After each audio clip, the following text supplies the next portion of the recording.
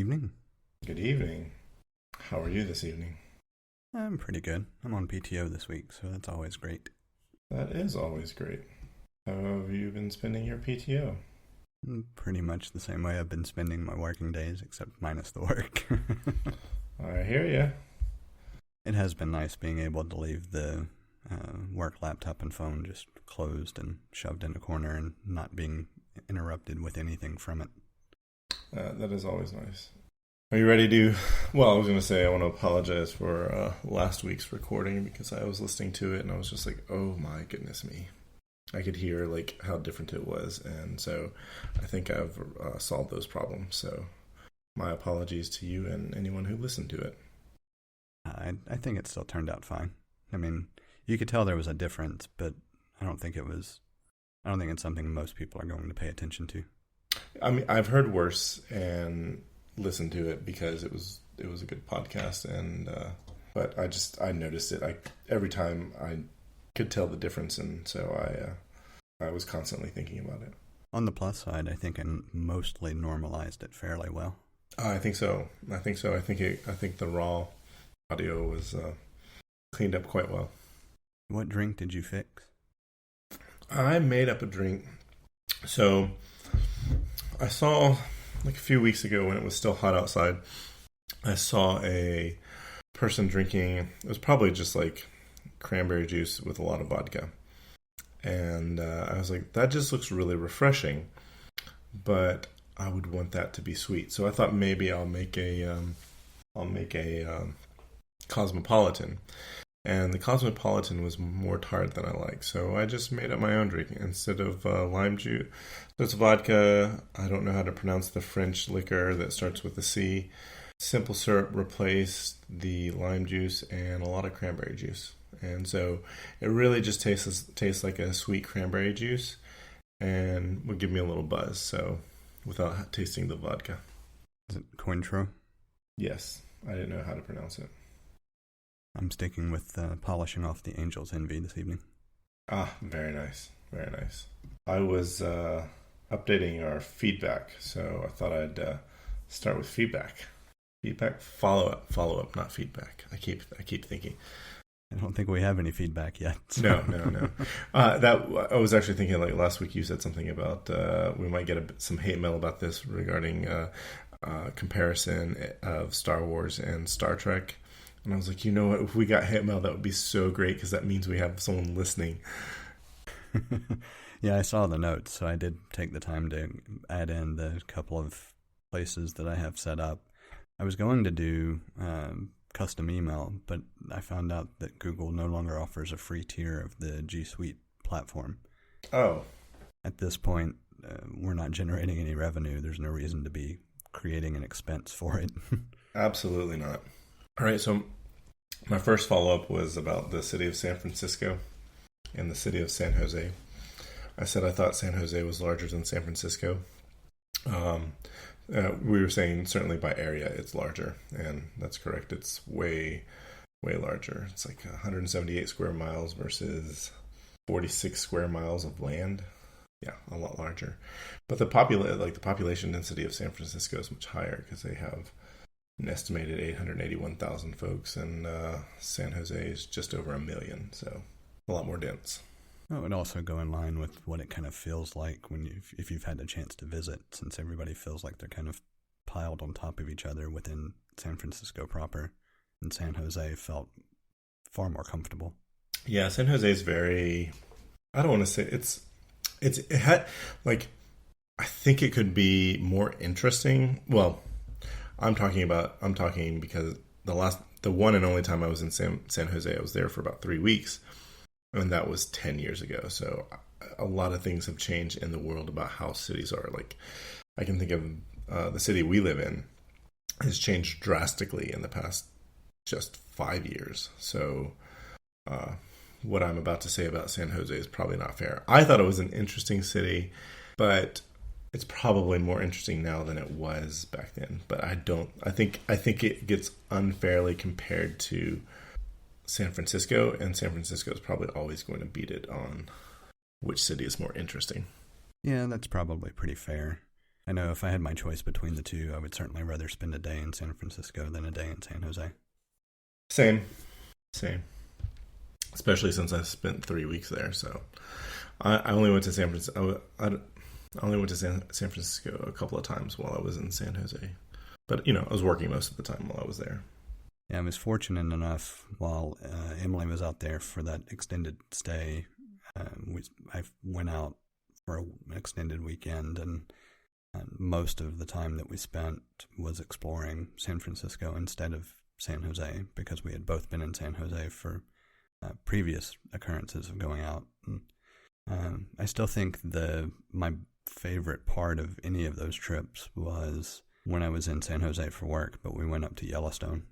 I regret not going to Yellowstone. And so there was 1 week, I had 2 free weekends, actually 3 free weekends there. And the first one I spent in Santa Cruz because I just really wanted to go to the beach. And the second weekend I went to Santa Cruz and was going to try to go to LA, but that got messed up. So I really regret not going out to Yellowstone, but at the time I wasn't that interested in going to a national park, which probably sounds funny because that's very much not the case anymore.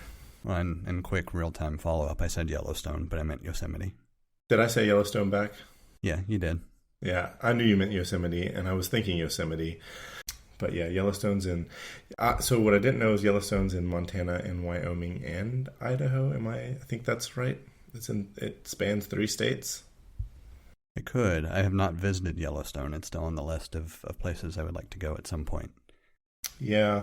When Yellowstone, my understanding is that there's a lot of volcanoes or a really big volcano under Yellowstone, and when it blows up, we might be okay over here in the southeast.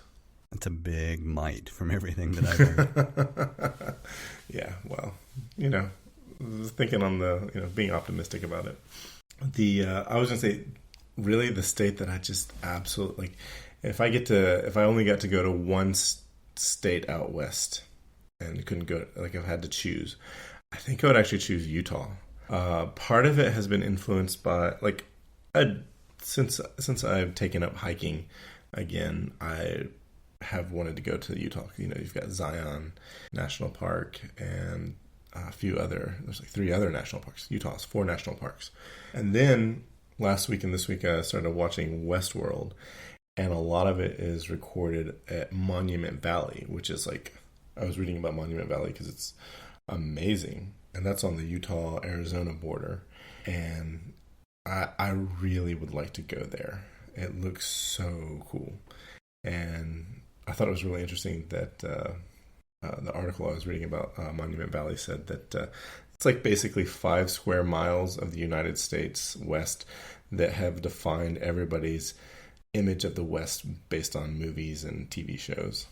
So I have spent a little bit of time in Salt Lake City, in that area anyway, and I've always thought that it was a very pleasant experience. I liked how easy it was to go up into the mountains on one side and then head out toward the salt flats and everything on the other. Just a real interesting dynamic that you don't, of course, have anywhere else. But I also liked how easy it was to navigate the city once you realized that everything was almost a perfect grid. Yeah. Grids are so nice for navigation. I was going to say the only thing I feel like Utah is missing is the beach. I'm usually pretty happy on a river, but at some point a beach is really nice. They did have a couple of really nice lakes that I wonder if there was anything similar to it certainly wouldn't be a beach in the sense that we think of it here, but I wonder if they had a couple of areas that were created for that type of environment. That's not something I looked at because both times I went, it was in the middle of winter. See, that's the thing that I think would be so cool. I can remember watching the 2002 Winter Olympics and thinking, oh, I'd really love to be there. Not having a good winter here, I would say there's no proper winter. There's only, a few times where it gets down below freezing and there's rarely snow. And out there you've got this nice, beautiful, powdery snow. And having lived in an area of the country that does have a winter, I got wet, slushy snow, it was great when it was snowing. It was terrible when it was just left on the ground turning gray and gross. So I would like to, I would think it would be really cool to go out there and experience snow from out west. Which year were the Olympics held in Salt Lake? 2002.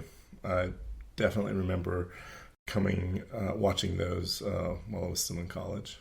I know, I'm trying to remember the actual location right outside of Salt Lake City. There's a site that we went to where they had a lot of the skiing competitions that while we were there, we drove up to it just to look around. Cannot for the life of me remember the name of it off the top of my head. Excuse me. I don't know anything. I really don't know a lot about the geography of Salt Lake City or where anything is there. I don't even know what there is to do in Salt Lake City. I just know that the Olympics were there. I remember seeing video, coverage of the Olympics, and it just seemed like a really fun place to be in the evening. It's like when you're still in your 20s. You think about if you really think about, you're too old to be an Olympic athlete at that point because it takes years of training to get not entirely too old. Nothing's closed. Nothing's too limited when you're in your early 20s, but it was nice to just sort of daydream about. Yeah, I'll take that as something I'll actually look up and pay attention to. If nothing else, I've got a picture of the placard that they had on one of the buildings, so it's going to bug me not remembering it, though. One of my favorite things about Utah is that it is a hexagon. Why would that be something that would be one of your favorite things about it? It doesn't look like a hexagon when you think about what a hexagon should look like. All right, fair. Earlier when I said something about liking rivers, I was going to segue into my follow-up regarding our discussion on rivers and how we talked about the Cahaba River. It looks quite like it looks like a creek where we are. But then I was thinking about just a little bit, like an hour's drive by road to another part of the river. It actually looks like a river out down there, and where it feeds into the Alabama River, I've got to assume that it's even broader and wide. Much broader than it is in Birmingham. So I wonder if the names of things get named, it's like, it made me think about the Colorado River, because I saw the last time I was in Colorado, I was very close to the source of the Colorado River in Grand County, and it looked like a small creek. And I know further downstream, it's not a creek at all. It's very much a river. But I was just thinking, the Colorado River is quite small over here. So maybe maybe depending on where somebody observes it and names it, that might have to do with like why some things are called rivers and they look like creeks in other parts. I was thinking about that today. It can make sense. And I had to look it up. It was Park City that's outside of Salt Lake City. Oh, yes. Have you watched the show Mindhunter? I have not. It is on the list. I think that there might be more than one. There's probably more than one Park City, but I know Park City is referenced in that show. And it might be maybe, I can't remember if it's Park City, Utah. Maybe there's a Park City, Kansas. I don't know, but. Well, it's a relatively common naming scheme.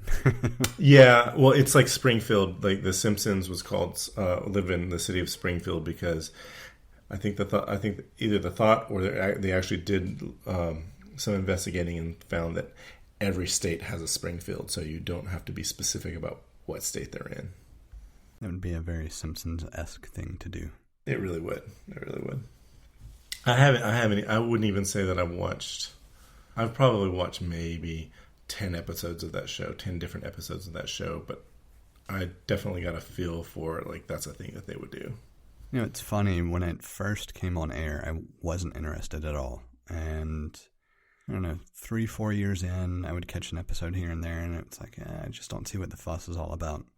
And then distance yourself, a decade, and now I enjoy watching them a lot more than I ever would have previously. Yeah, I know the show came out in the late 80s. I was too young to have gotten, to have appreciated the show for its actual value. I think I would have just gotten the surface humor from it. Because definitely, when I was in 4th grade, Bart Simpson was, the coolest. And people were saying his catchphrases. And it's been like, as an adult, it's like I totally get the humor. And if I had the time to watch 30 seasons of The Simpsons, I might do it. But I'd actually be it'd actually be kind of fun to like get someone who's a fan of the show to like hear the must-see episodes. It'd be interesting to compare it to what someone who also is a big fan of Futurama would say would be the must-see episodes for it. Because with Futurama coming out later, I was pretty much already interested in it when it hit. It wasn't something that I thought was great, but I enjoyed it. And it was just kind of funny to see the difference between what I thought of with The Simpsons versus what I thought of with Futurama. Different creators for those shows? I think Groening was a part of both, but that they might be different creators. I know they felt very similar from the meta standpoint. Even like the animation style is somewhat similar. We can take that as a piece of follow-up for next week, I suppose. Yeah. All right. I saw you put in a couple of notes about Deliverance. My other river follow-up was about I remember I asked about I think you talked about the Chattahoochee River. Is that the river that was close to you? Yes. And I asked if that was the river in Deliverance, and you're like, I'm not sure. And the river in Deliverance is the Kahulawasi River, which is a fictional river. And now it just made me, now I have another piece of follow-up, because now I'm like, what is Kahulawasi? Is that a real thing somewhere? But it was recorded on the Chattooga River in Georgia. So they were on location in Georgia. I read about, there's a scene towards the end of the movie, spoiler, where John Voight's character is being chased by the baddies, and he's climbing up a cliff, and all of that was shot during the day, and then they did whatever effects were available to them in the 60s to make it look like as much like night as possible. But you can kind of see where they had to like try to avoid having reflections from the sun on certain objects. But they did a day for night transition. It's not overly uncommon because you can do a lot of it with changing color temperature and all in post. It's got to be a lot easier than trying to record at night, especially out in the wilderness. Well, just from a pure lighting perspective, trying to record at night is obviously suboptimal. I mean, you have to light a scene a certain amount in order to be able to capture it clearly. And that's always been a concern. So it's very common for everything to be filmed during daylight and then do what effects are necessary in post to try to make it appear to be later than it is. Yeah, maybe there's a few movies that I like quite a lot, and there are really interesting visual effects that were used before CG was the go-to. Even now, while watching Westworld, there's a lot of things where they could I was just thinking, while watching Westworld, they make a lot of sets, and the actors talk about how great the sets are.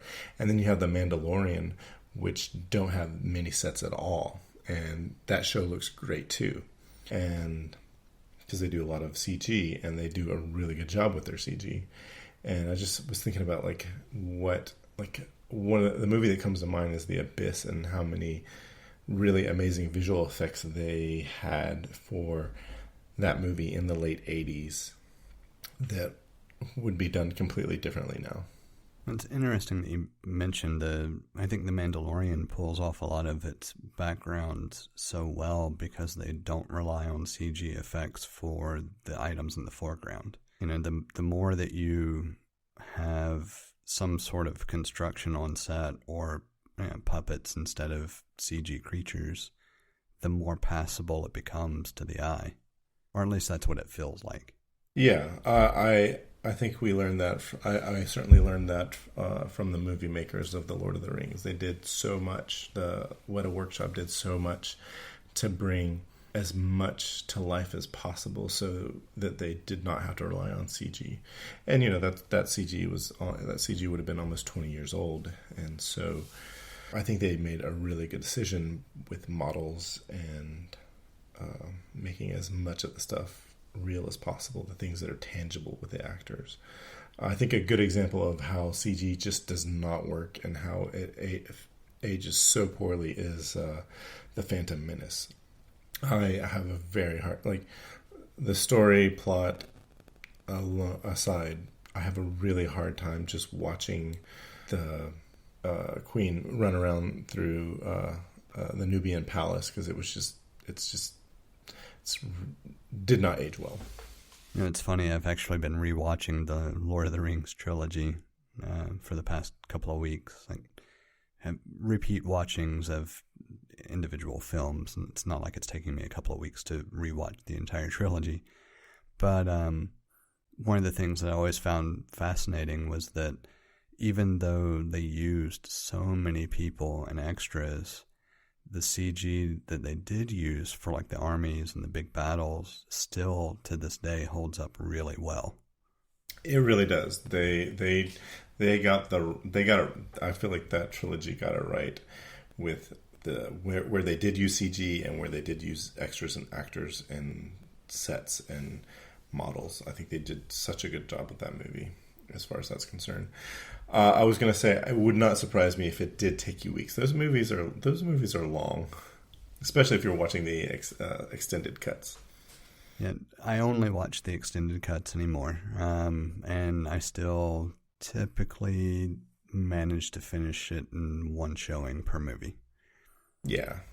I only watch the extended cuts as well because that's the way the movie was meant to be. I don't, the theatrical release I saw in the theater, and that was it. And it also helps that I'm just a massive fan of that trilogy in and of itself. So, like, I've reread the book 3 times for sure. It seems like I read it a 4th, but I could be misremembering the 4th. The 4th may have been just me kind of skipping through and reading the parts that I wanted to read.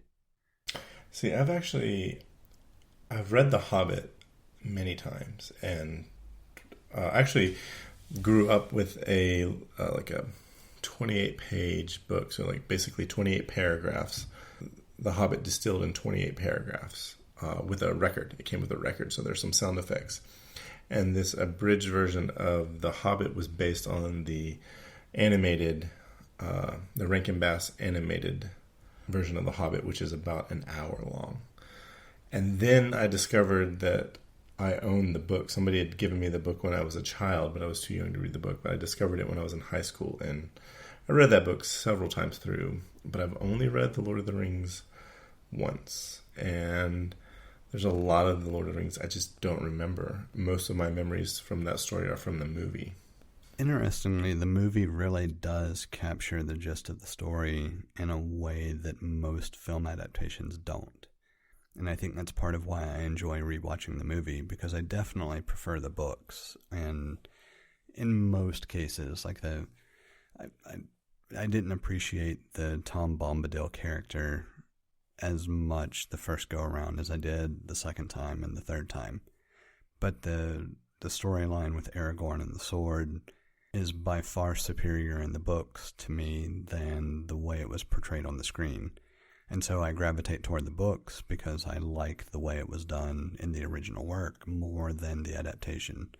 But I think it's kind of fascinating because it's one of the few where the adaptation I can view as an adaptation and be perfectly fine with the changes. There just are very few movies where I can enjoy both the book and the movie with fairly equal regard. Yeah, I think that is a rare thing. I think I would say that probably The Lost World is probably another one that you could get. I remember. So I was such a nerd with The Lord of the Rings when it came out because I watched all the appendices that came with the DVDs, and I remember the actor Rhys Davies that portrayed Gimli was talking about a scene that occurs in the book where Galadriel gives him 3 of her hairs, and it's like, how do you to portray that in a movie? It would be very awkward and doesn't lend itself to the screen. And so in the movie, the way they portrayed that was him recounting the gift that he was given, and he just was stating what he got. And I thought that was such a clever thing to do. And there are other parts of the trilogy that, because it's a film adaptation, things have to be portrayed differently because it's a completely different medium. So they definitely got the spirit of the books, and I think they made a lot of good decisions, even though some people were critical of them. It's like, I don't know that you could have made that decision any better. In contrast, the movie The Goblet of Fire it's the fourth Harry Potter movie and the fourth in the Harry Potter series of books, was one of the worst adaptations. And I think last show or the first show, I mentioned that I watched the movie right at the day I finished the book, and I hated it. And a lot of it has to do with like some of the decisions they make in the movie. I just don't understand why they made the decisions.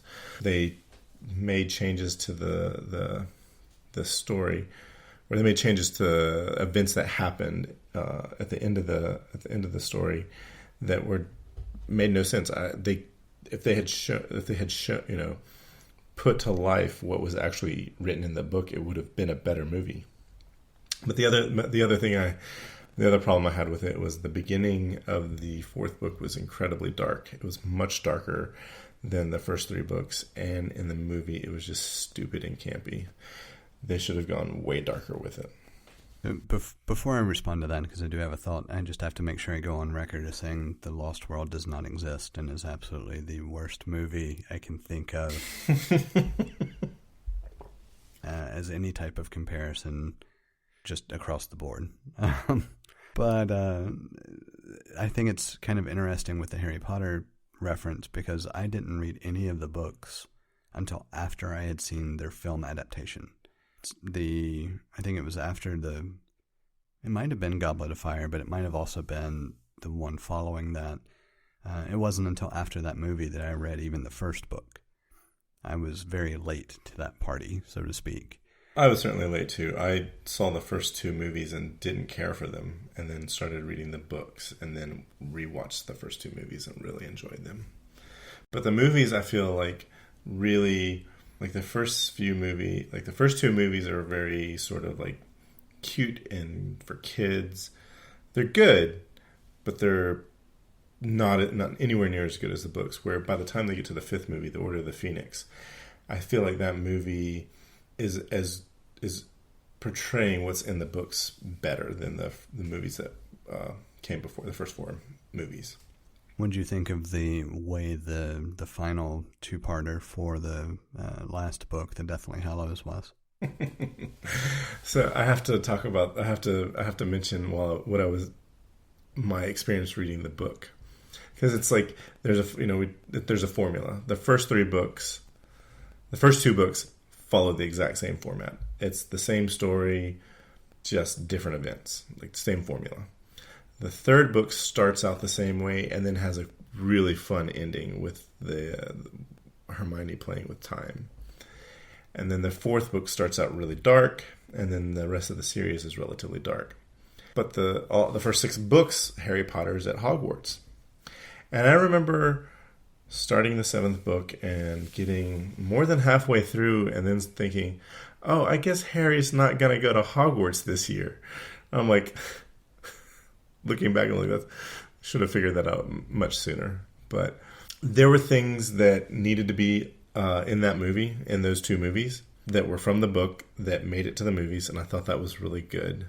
But I've only seen those movies like a couple of times, so I remember thinking that I liked them, and I thought that they were true to the book.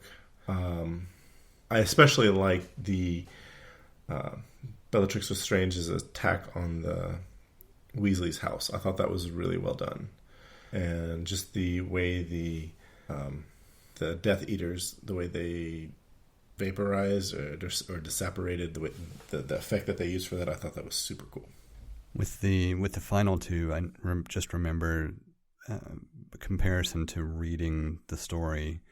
I really liked the way they had Professor McGonagall take control at Hogwarts for that final battle. I thought it just a really good portrayal of the character and really kind of finally gave her a moment to shine, so to speak. Yeah, I remember thinking, like, I remember that was the thing that I wanted to see fleshed out in a movie, and the line from Mrs. Weasley, I can't remember exactly what the line is, but I think just saying the line from that she says, I think she says it to Lestrange. I remember that being something that I really wanted to see stated, and I thought it was well done in the movie. Do you know which line I'm talking about? I do. I was trying to remember what the actual line was, but I'm drawing a blank. Yeah, I don't remember the exact line, but I figure anyone who's was interested enough to read the 7 books and watch the 8 movies, they know what line this is. And I thought it was well done. So let me ask you, do you still think NBC should go to hell? I do. I think that they may be slowly redeeming themselves. And I don't know. To full disclosure, last week, whatever the issues were with attempting to leverage the Peacock Premium is what they're calling it now, which the only thing I can think of is just Cock Premium. Whoever is in charge of their naming did not think that through very well. But I'm beginning to think that I had issues seeing content versus whatever other issue may have been present. And the reason I say that is week 2 looked like I would expect. I could access pretty much all of the games. I didn't go through and compare to make sure I could access all of them, but looking at what was available, I felt like I had all of the different matches listed in the schedule as upcoming or whatever. I was able to watch Liverpool's match without a problem. I don't know. We'll see. It felt more like what I was accustomed to with the Premier League Pass, but it was better. So one of the things that I always hated over the past year, I guess 2 years, you had the NBC Sports app, and you had gold and non-gold logins, and your gold login would have whatever passes you subscribed to, and it felt like every week I was having to re-authenticate both. So the Peacock Premium issue or redesign or whatever you want to call it certainly takes that out of the mix because it's subscribed through in-app purchase, so I don't have to worry about re-authenticating all the time. And instead of just getting a Premier League Pass, I do technically get access to whatever other programming NBC owns that I'm not interested in. So it seems like it's probably better than it has been in previous years. I still don't use it for anything other than accessing the Premier League games. So, is it better? Is it not better? Time will tell. If I start to consume other content, it will be better than it was. And the UI is definitely better than the previous NBC Sports app, or even the current one, if somebody wants to download it and look at how shitty it is. But it still isn't... I still haven't been converted from the sour taste of the previous iterations. So if the next couple of weeks go flawlessly without a hitch, maybe this is significant improvement and I should give them the benefit of the doubt. If I have problems this coming weekend trying to watch, well, I guess it's Monday actually that we play you guys. So if I have issues watching that match, then yeah, they can still go to hell. Nope. There's absolutely no redeeming quality at that point. But if not, if it continues to be better and not having to authenticate every time I go to launch the app, then at least it's tolerable. If Peacock Premium doesn't work out for me, I think I'm going to do Hulu Live. I went back and I looked at all the prices today because I was wanting to have something so that I can watch the match on Monday.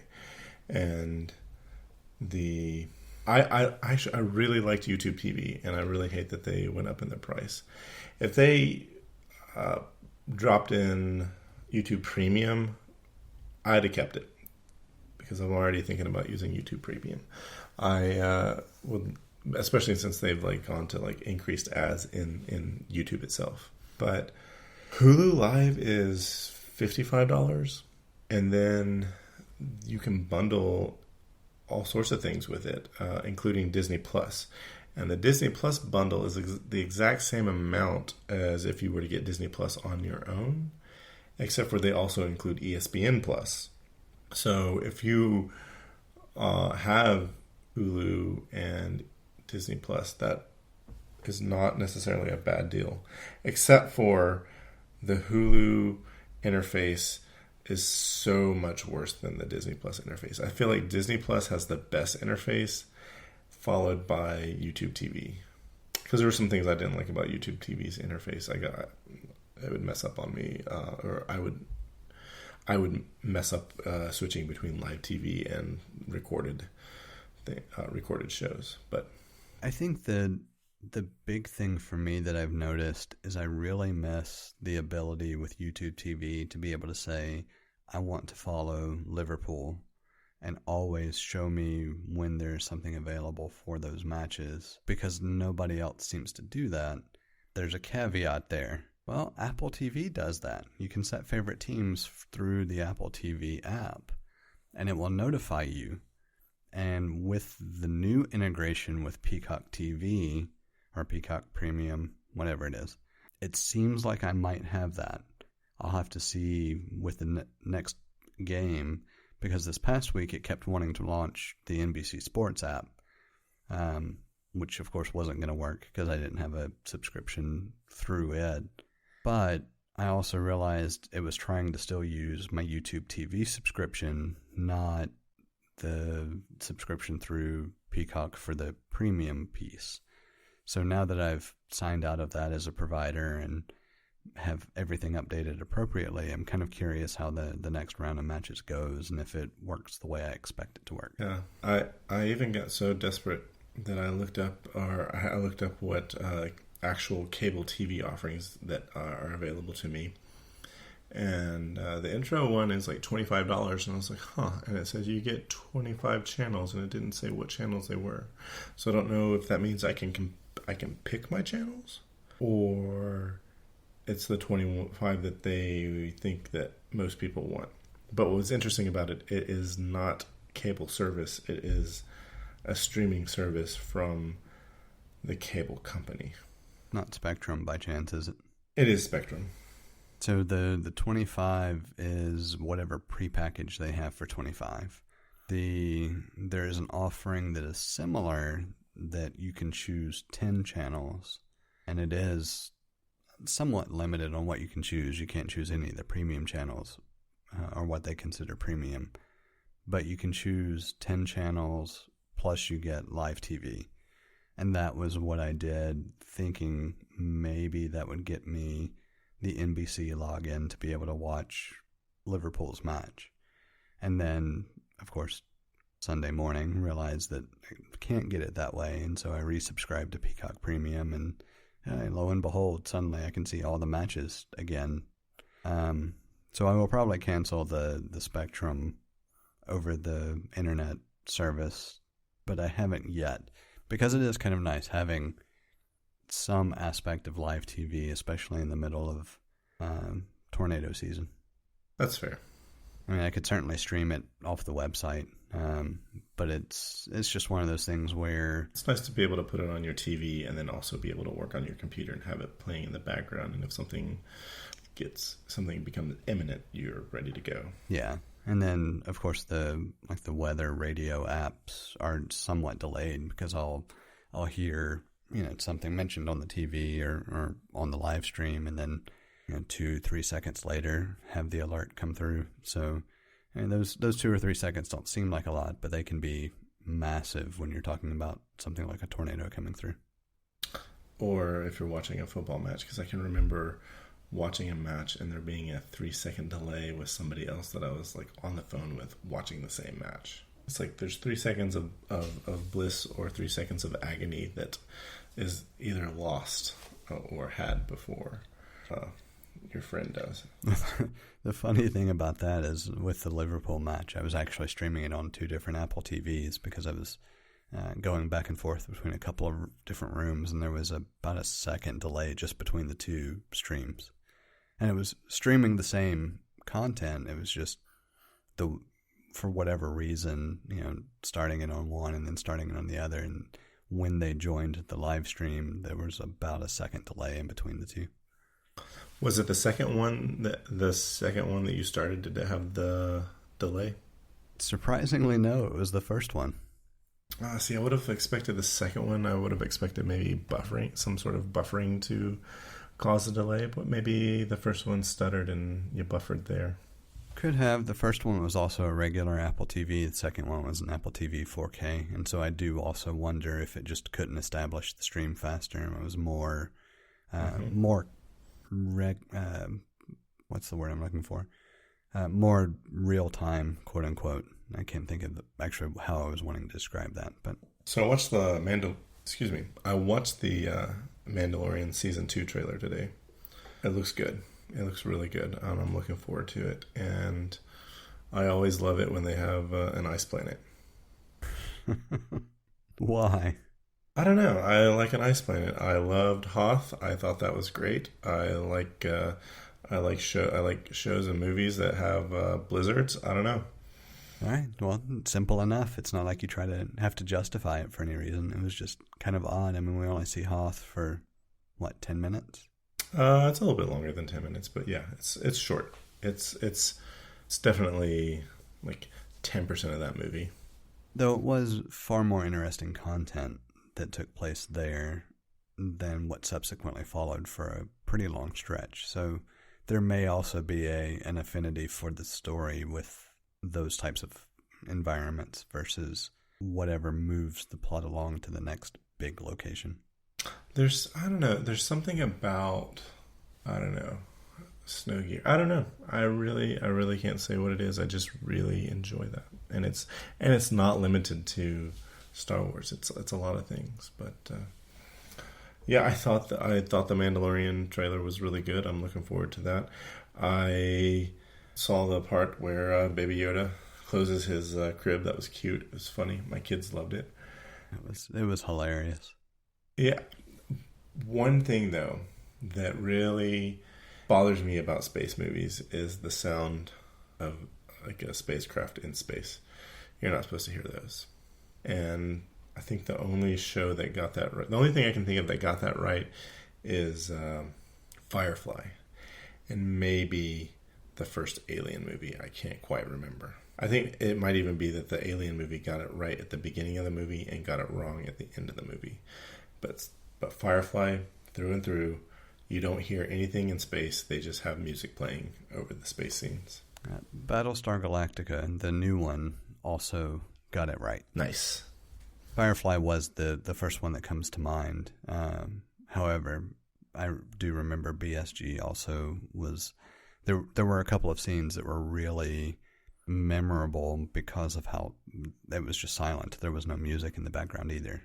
That, honestly, that would make me want to watch the whole series just to see. I know it's a good series, and I've been told that I would appreciate it.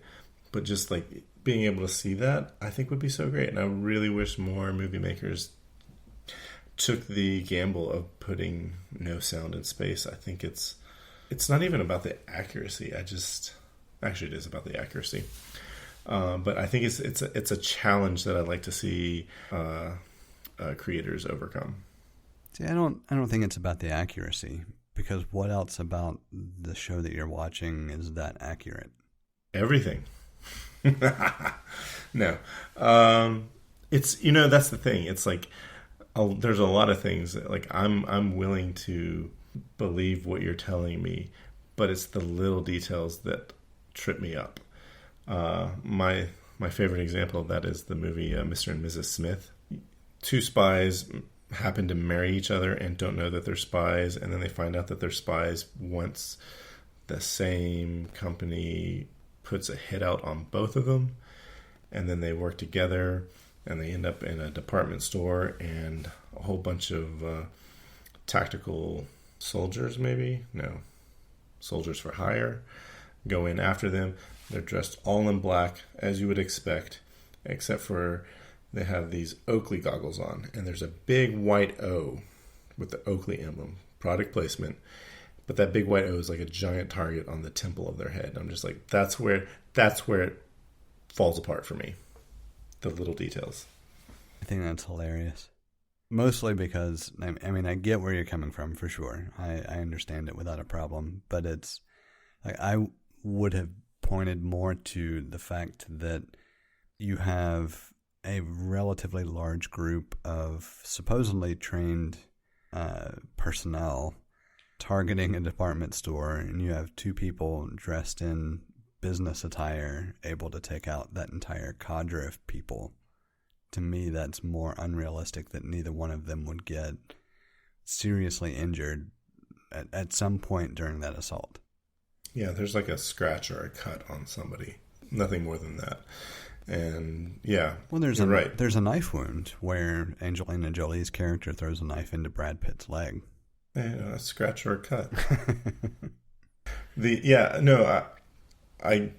I get where you're coming from, and I'm like, no, they're the best spies. That's why they're being taken out, because they've been compromised, but they're the best. Like, I totally get they're the best, and they can take out an entire group of the next best guys that go after people.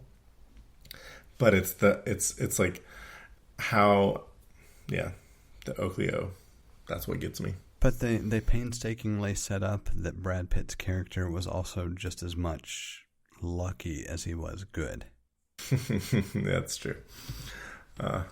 When he comes back home and he says, I got lucky, I was the only one that laughed in the theater. Back to The Mandalorian, because you put a note in here about The Mandalorian, but then you put something about a fan trailer or fanfic. Yeah. It occurred to me that basically everything that Disney is doing that's related to Star Wars is just like official fan fiction. Like, none of it is George Lucas. Well, yeah. I mean, you don't have to look any further than, what's his name? We just talked about him. Iron Man 2, Favreau. Jon Favreau. Yeah. That's what made me think. I was like, The Mandalorian is Jon Favreau's fan fiction, Star Wars fan fiction. I don't know if I would quite go that far. I would say it's more specific. It's what he would want to see as a Boba Fett story without using Boba Fett as a character. Yes. I say that tongue in cheek, but it fits it fits in that realm. It's really good, and it's you could say it's sanctioned fan fiction, but it is not from the original creator. Well, I mean, you could technically point to any number of franchises. I mean, famously, Twilight was born from, it was some fan fiction that was written that created the book deal, and I don't remember specifically what it was about, unfortunately. But it's very clear that the writing is subpar, and it's because it was written by, an author who was relatively unknown and was exploring fan fiction at the time, and happened to get enough of a following to make it onto somebody's radar. If only I could be that lucky. Yeah, no kidding. I have often thought, I wonder how well that would play with the Star Wars universe. If creating some level of fan fiction would actually get you noticed, or if it would just get you slapped with a cease and desist. No, I think there's a place. I think there's a place for that, and I don't think that. I don't know. Fan fiction is kind of tricky, because I remember growing up, like around the time that I was 10 years old, is when I got really into Star Wars, and I remember going to the library and coming across a book called The Right Hand Glove of Darth Vader, and I was like, "Ooh, this is interesting," and I checked out that book and I read it, not knowing at all in the world that there was something called, not knowing that fan fiction existed. And I really thought this was the continuation of the Luke Skywalker saga, because it follows up with, in that book, they're looking for Darth Vader's glove, because Luke cut his arm off, or cut his hand off, and the Death Star blew up, and the glove was supposed to be indestructible and have some sort of power, and it ended up on another planet, and so they're searching for that glove, and the Emperor Palpatine's son ends up with that glove. It's crazy fan fiction. It's like looking as an adult, looking back and thinking about what I read. I was like, oh, this is just like some crazy fan fiction stuff. But as a 10-year-old, I thought it was awesome. And these were printed books. These were books that were in the library. I think there was a series of 6. So I feel like there's some level of, I don't know. I know Luke and Leia are mentioned in the books. I don't know if Luke and Leia ever appear in any of the books, but I don't know. It certainly had some sort of following, because I can still find information about that series now. Like, those books still exist. I think you can buy them from Amazon. So I don't know what the rules regarding fan fiction are, and there's tons of like Harry Potter fan fiction out in the world, and it would be way too much for the owner of that IP to try to stop all of it. Did you ever read the Timothy Zahn trilogy that followed right after Return of the Jedi? It was Heir to the Empire. That was the beginning of the 3. I don't remember the titles of the others, but I remember the trilogy quite well. So I know I've heard of Heir to the Empire, but I've not read those. They were great books. I mean, Zahn is a phenomenal writer when you kind of turn him loose and let him do what he does. They were widely regarded as the definitive post-Return of the Jedi trilogy up until the point that Disney decided to axe the expanded universe. And it always fascinated me that a third party could write a trilogy that everybody else based their stories around as the definitive works for something that they were not directly involved with. It just goes to show you both the quality of writing and the quality of storytelling. But it was always intriguing to me that his trilogy was what everybody considered to be episodes 7, 8, and 9 up until Disney decided to make a 7, 8, and 9. That's pretty cool. He's probably a better writer than George Lucas. George Lucas was good for the ideas, but there's a stark difference between Empire Strikes Back and Star Wars. Well, Lucas was never great as a director either. It's something that I've always kind of pointed to the original trilogy as hey, see what I mean? The actors, the actors in the original trilogy were all good actors in their own right, but it all fell flat. And whose fault is that when you think about a production of that scale? It's the directors. Oh, absolutely, George Lucas. Yeah. Yeah. Well, I think that's why Empire Strikes Back is so, that's the one that everybody loves, because George Lucas didn't direct that. Like Fox got really involved with that. They made so much money on Star Wars, so they wanted to make sure that the next one was really good. They couldn't, the first one was good because it was. I can remember a friend of mine, much older than me, that was saying in the 70s, it's like we had all this depressing bullshit in movies, and it was like it was the anti-hero. Like, there was all these movies with the anti-hero, and there was nothing good. And now all of a sudden we have this good, this clear good versus evil, fun, sort of wholesome protagonist, and people were just starving for that. And that's part of what made Star Wars so popular, and along with visual effects that people had never seen before. And so it wasn't, it's not hard to, when you're starving, a good, anything can be a good meal. But they couldn't do that with Empire Strikes Back, so the studio had to get really involved with that and make sure that it was actually a really good movie. And they made a really good movie. It's still probably the one that I would point to as the best of pretty much all Star Wars films that we have received to date. And it's, he did not direct Return of the Jedi either. But he got his goddamn bears in it. Yeah, well, the Ewoks. See, I was okay with the Ewoks. I was not okay with the special edition edit. And that's where it just went a little bit overboard. But I was okay with the Ewoks. I was not as okay with Jar Jar. Oh no, Jar Jar was worse. It was like way worse. Like to me, the Ewoks you could at least explain as this was a primitive planet. You had a primitive species that was indigenous to the planet, and you wanted to show something that was different than what you had seen throughout the rest of the trilogy up to that point. Like there was nothing that was so absurd that I couldn't say, all right, I can accept that, I guess is the way I would phrase it. So something that everyone overlooks with Star Wars is the Stormtrooper. The Stormtrooper is kind of worthless. Kind of is being nice. I know. They have all that armor on, and a laser goes right through it. It's like, what's the point of the armor? On top of that, you put them in a forest with some... You put them in a forest with their armor, with lasers.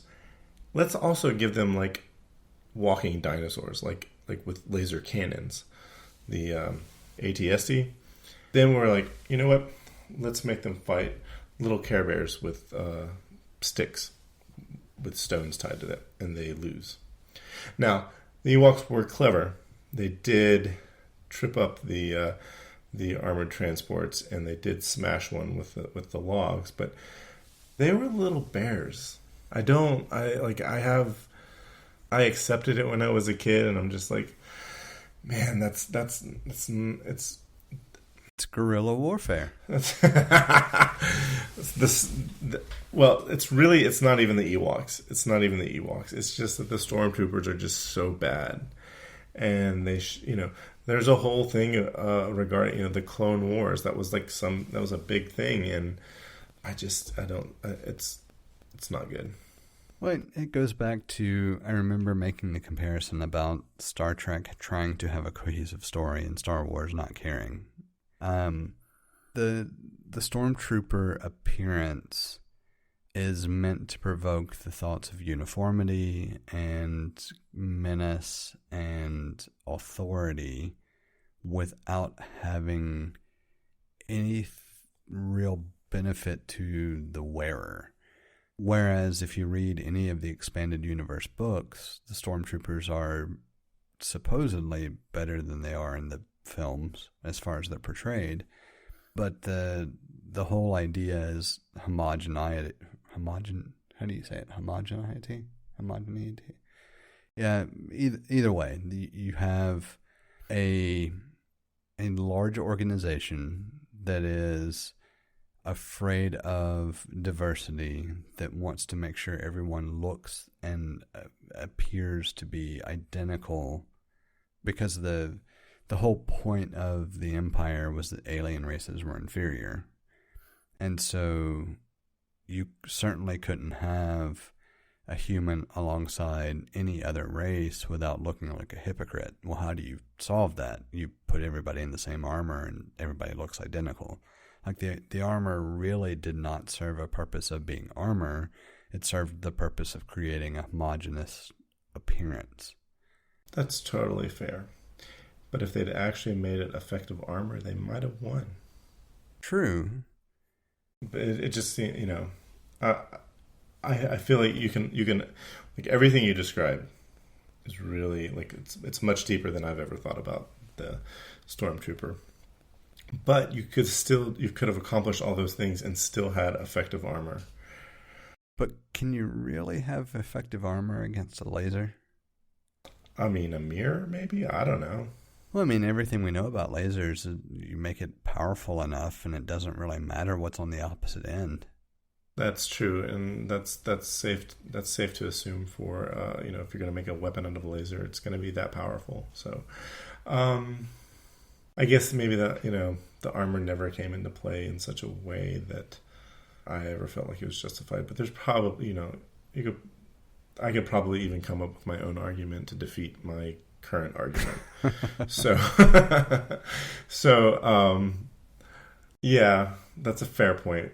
Lasers are, meant to go through everything. So the while I was thinking about that, it did make me think. It's like Stormtrooper should have been scarier, just like Darth Vader should have been scarier. I think I mentioned it last week. The last scene in Rogue One, which makes the whole movie worth it, where Darth Vader enters the ship that the plans are eventually taken to right before the beginning of the first Star Wars movie. That, to me, is the best thing from the entire set of Star Wars movies. I think that scene where Darth Vader is going through the ship and ruthlessly killing all of the rebel soldiers was amazing. I was like, oh, that's what Darth Vader was supposed to be like, or that's who he was the whole time. They just never portrayed him the right way until that scene. Well, absolutely. I think the closest they got was when he would choke an Imperial officer around the table. Yep. Or when Han shot at him in Cloud City and he was like, pray I don't alter the deal any further. Like, that was like, you can see it there, but that scene where he just comes through that ship and just kills everybody was so good. It definitely makes you wish that they had modern effects and storytelling capabilities prior, because you can only imagine what could have been done with Vader now versus what they had to settle for from an effects perspective 20 years ago. Right. I mean, I think even like the way Qui-Gon Jinn and a young Obi-Wan Kenobi wielded their lightsabers was so great. They were so fluid, and they did more things with the lightsaber. Like when they fought Darth Maul, that's like the second best. I think the second best thing I've seen in the Star Wars movies. And I think about how it's like, if George Lucas was going to modify the movies, he should have at least made all of the lightsaber battles like flashy like that one. And somebody has redone. There's a YouTube video there's a video on YouTube where somebody has redone the battle between Obi-Wan and Darth Vader in the first movie in Star Wars, and it's really good. And if that clip was dropped in to that movie, I'd be like, I'm okay with that. Totally okay with that. I'm pretty sure I've seen the one you're talking about, just because it's memorable enough that anybody who has watched it should see the value in production quality and everything that they like. It looks good. It definitely fits better, and it feels more like what we would expect if you try to take any of the movies in chronological order. Mm-hmm. In my head, I was able to say that style of fighting was lost when all of the Jedi were destroyed. That's how I, like, after watching The Phantom Menace, that's how I justified the stark difference in the fighting styles. It's like that beauty was lost when the Jedi were destroyed. Well, if you look at just what was presented to us in this as the story, I mean, Luke had what kind of training? He had training on how to control the Force, and he had a very limited subset of training on deflecting blaster bolts on board the Millennium Falcon. Like, it's not surprising that his sword fighting abilities were a bit rougher. The problem is that if you then fast forward to the newer trilogy, Rey had none of the same training and fought better. So there's a distinct lack of coherency from episodes 1 through 3 to 4 through 6 through 7, 8, 9. See, I'd come up with this theory in the late 90s when I saw The Phantom Menace. There was no 7 through 9. And I'd have to say, well, Rey was just a better Jedi. It came more natural to her than Luke. Luke was like the worst Jedi. Well, I mean, that's how they tried to portray it, of course, with spoiler alert, Rey is a Palpatine, if anybody hasn't seen the films. Yeah, I hadn't seen that. No, it's not a surprise. But the problem is that you could argue pretty easily that Luke was a better Jedi because he did not attempt to resort to any level of violent confrontation. You know, if you go back and look at how he solved... I was going to say, that just makes him a hippie. Well, I mean, how did he solve the fight with Vader? He was going to stop fighting, that he was done. And if you look at his story arc post Return of the Jedi, he won by not actually engaging directly in combat. You could say that that's the more peaceful and more noble pursuit. The problem is that all of us recognize that the way he was treated in The Last Jedi doesn't fit the character, and so it should be scrapped. I haven't seen The Last Jedi, so I can't speak intelligently on that. So, wait, is that the 8th one? Yes. Yeah, I stopped watching that one when he was chasing down those animals for the blue milk. I was like, I'm going to be done with this right now. Yeah, that was very strange fan service. I don't really understand why that was in there. It feels like something Lucas would have put in there. So maybe it was like a part of the legal agreement when he sold the rights to Star Wars to Disney.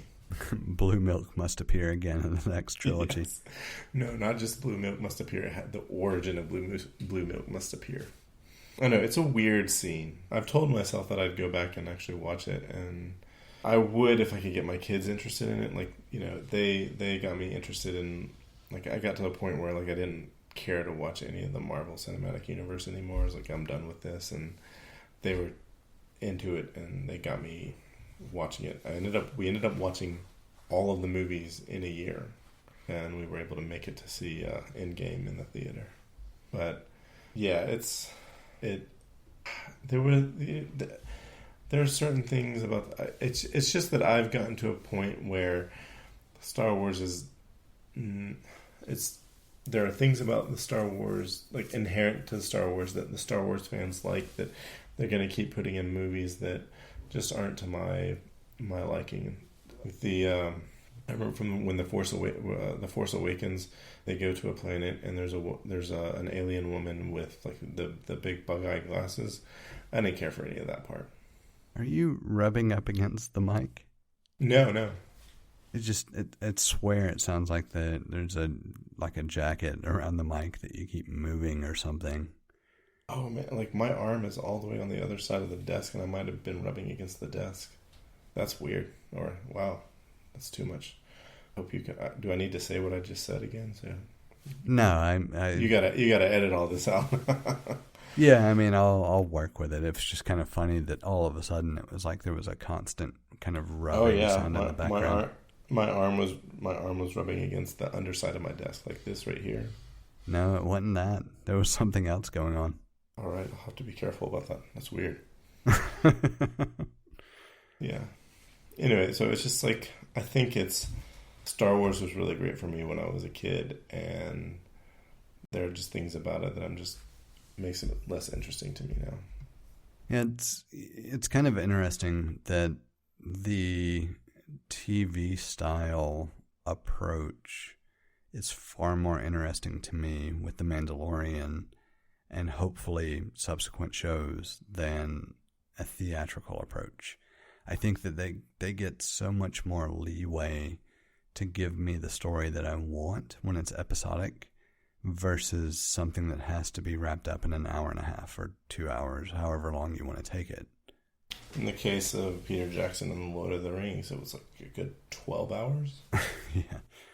That puts it in the territory of like 12 episodes that are an hour long. I mean, that really works. And I think... except for The Hobbit, where you had an hour's worth of story and it turned into 12 hours.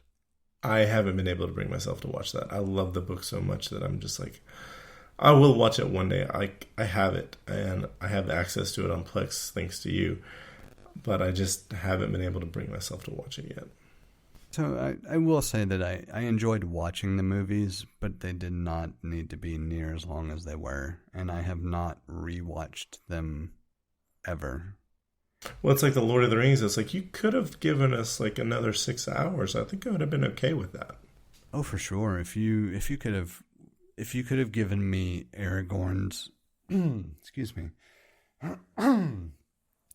If you could have given me Aragorn's story arc within the book with the sword, I don't care how long it took you to set it up, I would have been more than happy with it. And that, I mean, realistically, you're talking about maybe 20, 30 minutes of content at most. And there's still so much more to draw upon. If you wanted to put it in, I would have been perfectly fine with it.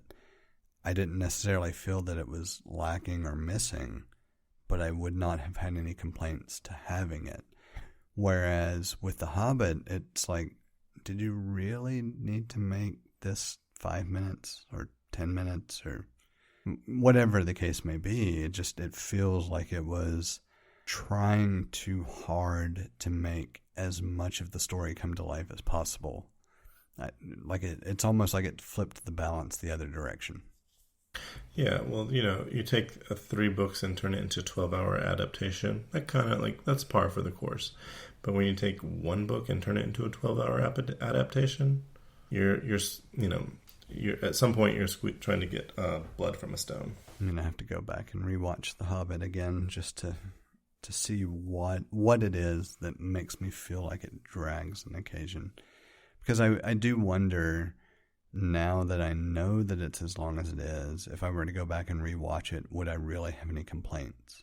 That kind of odd mix of, all right, now that I know what I'm getting into, I can just watch and enjoy what's being presented to me.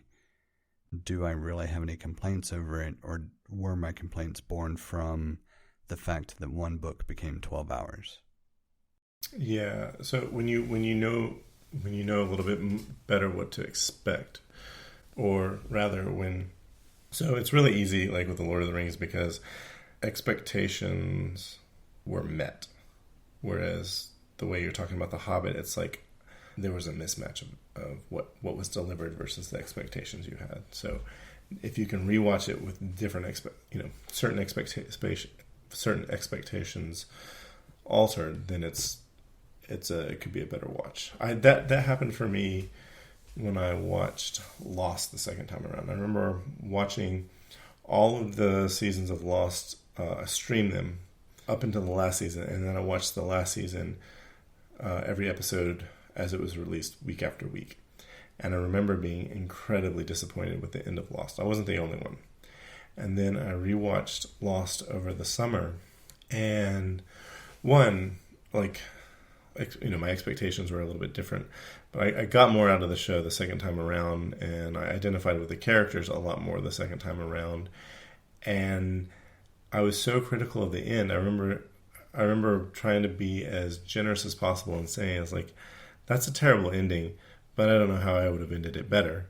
To now I'm like, oh, that was a really good ending. That actually was, I thought it was like second time around, I legitimately think it was a good ending to the show. I just didn't understand it the first time around.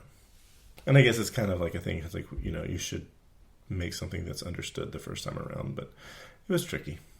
I may have to go back and rewatch it. Emily has never watched Lost, and so it's certainly one of those that is somewhat on the list to watch again. I do remember being horrifically disappointed when I watched it originally, because it felt like there was such a build-up, and then all of a sudden it was just kind of a cop-out. Yes. Yeah. I feel like I feel like it was not a cop-out. It's actually not a cop-out. Like I remember the last season, like I remember thinking, like there were some episodes in the last season that I just I don't get why we're seeing this episode. But watching it, like if I can watch 2 back to back and then watch 2 more the next day back to back, oh no, it's really good television. And it's really it's a show that should be, like, even though it was created before streaming, it actually lends itself better to that model of watching television. Did you ever watch The Shield? No, I remember The Shield, but I did not watch it. It's one that by contrast, I remember being very satisfied with the ending. Not that it was a good ending, depending on which characters you decided to invest in, but because it was an ending that felt like it was inevitable, and it was the way that it should end, whether you wanted it to end that way or not.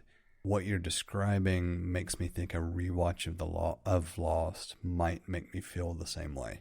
So I actually decided to watch Lost this summer because I really like to go to Hawaii, and it's like, okay, there's a lot of Hawaii in Lost. It's like almost all Hawaii, but the story's really good, and they do it's one of the best mainstream storytelling that's non-linear. That's really good, and then the whole idea of a flash sideways, that's super cool too, and it was really enjoyable the second time around. I was very satisfied with the ending. I understood it better. The episodes that I didn't like from the last season made a lot more sense watching them, being able to watch them at my pace instead of having to wait a week. But my TV show that I would say had the most satisfying ending was Breaking Bad. I think the ending of that show was excellent. It was perfect. If you just want to see Hawaii scenery, you should check out the re-adaptation of Magnum P.I. If it's got a different theme song, I'm not gonna like it. It's not. It is different, but it's close enough and reminiscent enough that surprisingly I did not find problems with it. Like I had a lot of issues when I looked at the cast, and the first episode it was like this doesn't feel right. But by the second episode, it was like, nope, I'm good. Let's go. I can't imagine anyone being Magnum other than Tom Selleck. I couldn't either at first, but the guy that got to play him, like I don't even know who he is as far as I don't know him from anything else. But he pulls off the demeanor and everything else well enough that it doesn't bother me at all. Interesting.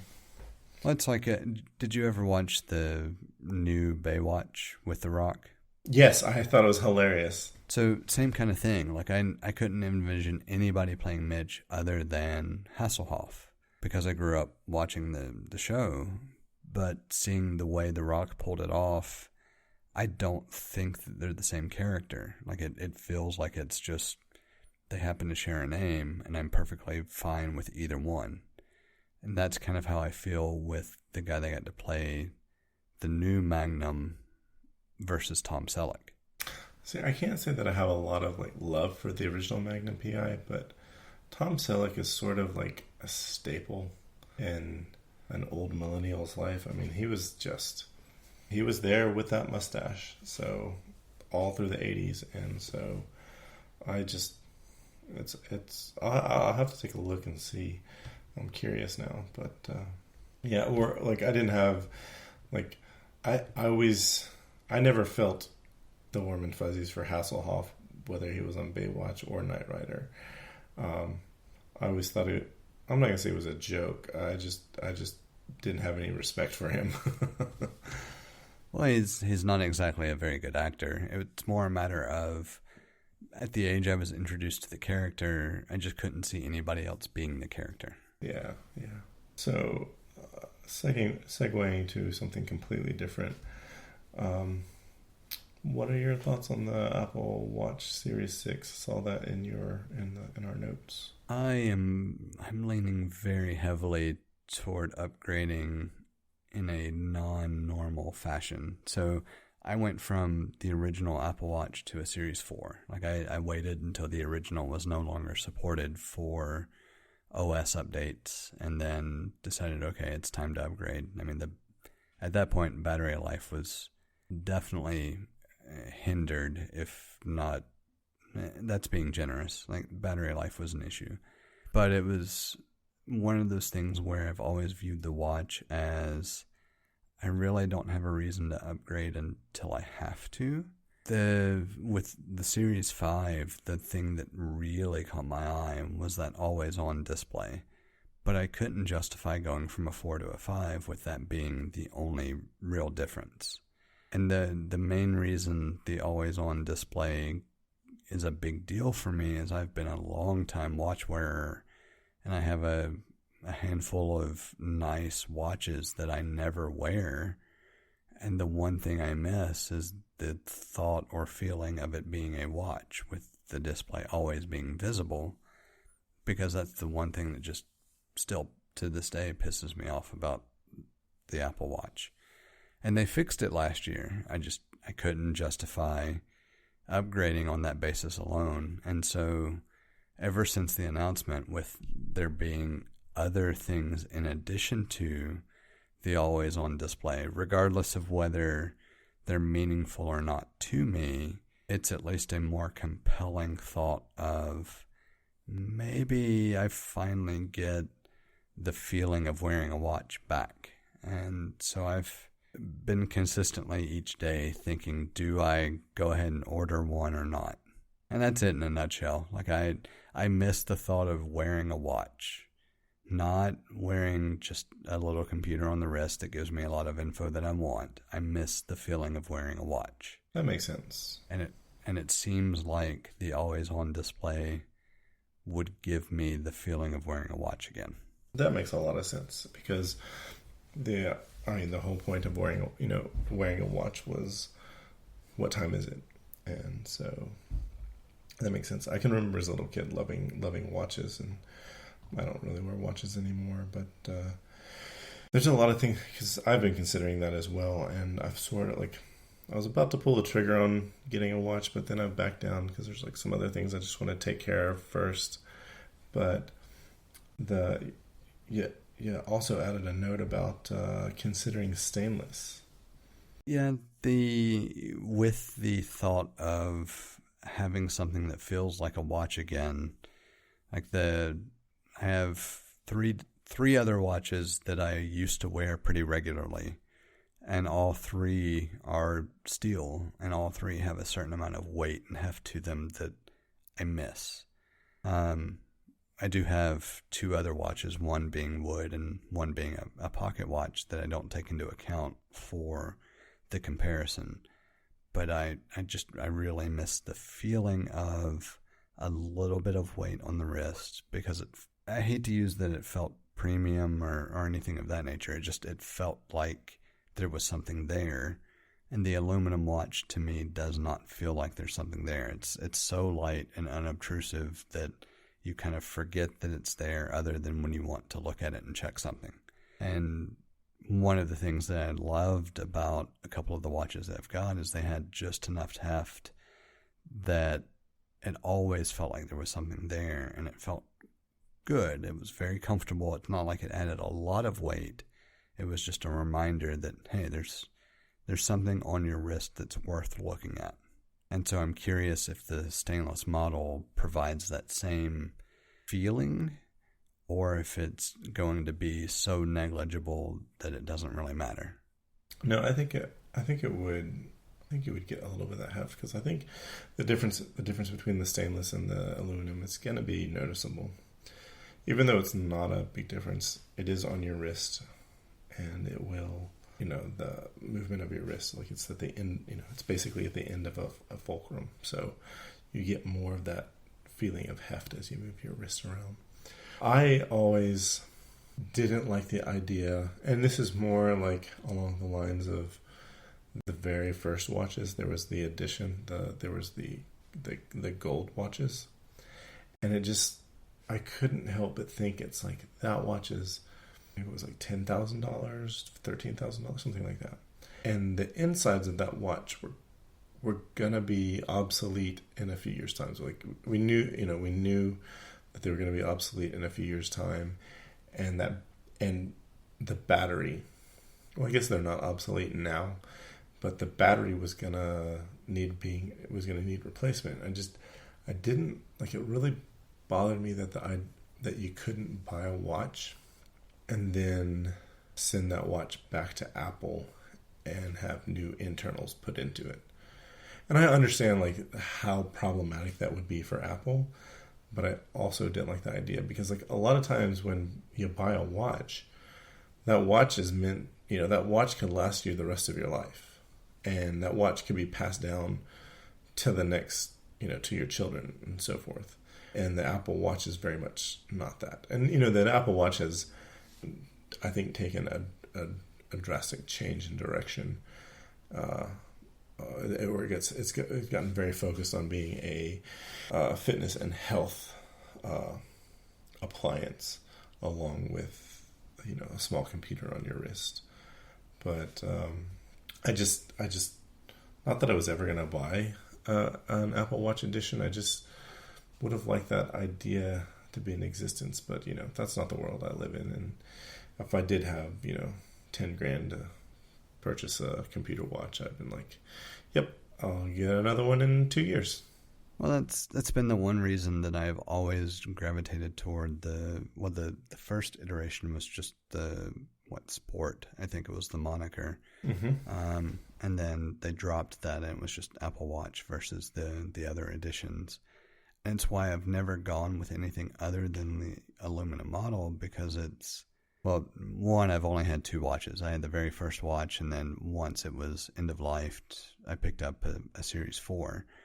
And to me, it's never been worth putting more into it than whatever the base model was going to be for that reason. Like, I've got 3 assorted stainless watches that are all well over a decade old, that are in great shape and continue to work without a problem, with the exception of one has an issue with the clasp on the band. But that's easily remedied if I just take it to a jeweler. And there is no scenario that I can think of ever where an Apple Watch is going to last me a decade. And that's difficult to reconcile as a watch enthusiast or watch lover versus wanting to recreate that feeling of wearing a good watch, but wanting the technological enhancements provided by the Apple Watch in addition to that. Because I'm not going to wear the Apple Watch and the other watches. That would be ridiculously strange. And so the best I can hope for is wearing the Apple Watch and trying to recreate that feeling of wearing a good watch at the same time. And I don't know that it's worth it depending on what the life cycle of the watch will be either. On the flip side of that, I went from the initial watch to a 4, which is a 5-year span. Prior to that, I've replaced watches, give or take, every 6 to 8 years.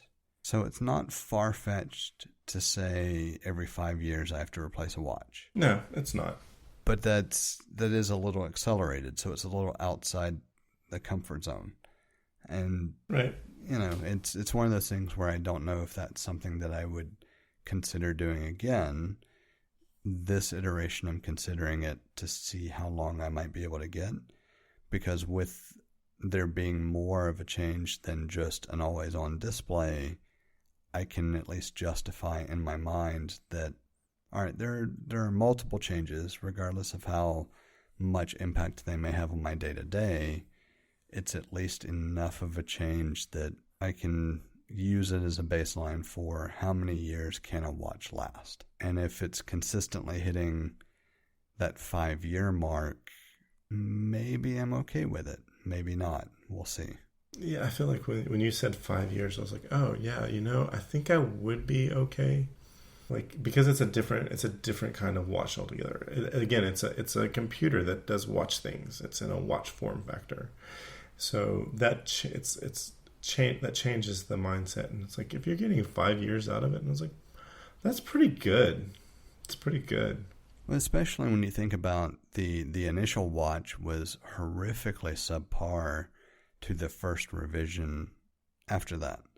I mean, it was, and for it to continue to last and do what I needed it to do for 5 years with the rapid changing landscape of what it could do, I mean, that does speak to the ability for Apple to maintain a device long enough for it to be worth the investment, for sure. Yeah, because if you break it down into monthly costs, it's really quite inexpensive. Right. I'm just not entirely certain that future iterations are going to provide that same length, because we don't have enough time of the watch under our belt to say, yes, every model lasts for 5 years. It's more, all right, that first model lasted for 5 years. We do have a Series 3 that's coming up on, 3 years, and it's still being sold at the low end, but there's such a huge difference between it and the current model. Is it going to get 2 more years? Or are we seeing the acceleration of that timeline being, all right, now we're about to hit where a watch only lasts for 4 years, and then we see 3 years after that?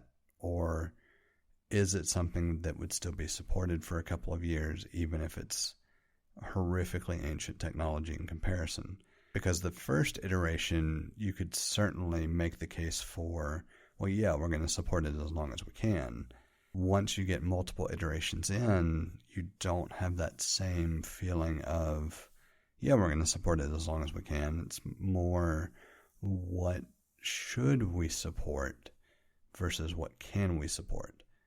And so we're kind of at that turning point of seeing what watch longevity really is over the next couple of years. Yeah, it's interesting. Thoughts I had were like to compare it to a phone. It's gotten now where it's like, yeah, I'd like to replace my phone every year and get the new phone every year. I don't, because I used to consistently do every other year. And I'm like, when the Apple upgrade program came out, I thought, oh yeah, replacing it every year, totally cool with that. It's a lot of fun, and it's like really easy, especially using the Apple upgrade program. It's like I'm paying the same amount every year. I've always got a covered phone. There's a lot of things that work out really well. I'm basically leasing highly depreciating hardware, which is, in my opinion, a fairly good idea. But other people will argue that because it's just not in their comfort zone. And one of two things I think could happen with the Apple Watch, and that is that the Apple Watch continues to be designed for longevity, where you would expect the wearer to replace it every 3 to 5 years, 3 to 6 years, or it's something that you replace every year, every other year, because we get comfortable replacing that, just like we've gotten comfortable replacing the phones every year if we want to, especially for someone like you or myself. Yeah, it does make it significantly easier when you look at, if you have an Apple Card, you can do interest-free financing over 12 months or 24 months, depending on the product. And so it kind of guides you into the same mindset where, all right, if I want to pay it early, I can, but if not, it's, $30 a month or $20 a month, whatever it works out to be.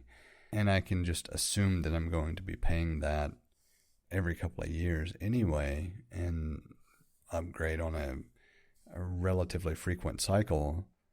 And it's really no different at that point than the officially recognized iPhone program.